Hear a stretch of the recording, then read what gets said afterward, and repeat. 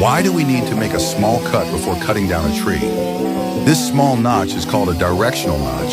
It controls the direction the tree falls, preventing accidents. When dealing with thinner trees, you can still use a traditional handsaw. It's quiet, saves fuel, but it does take a bit more effort. Or try this electric pruner.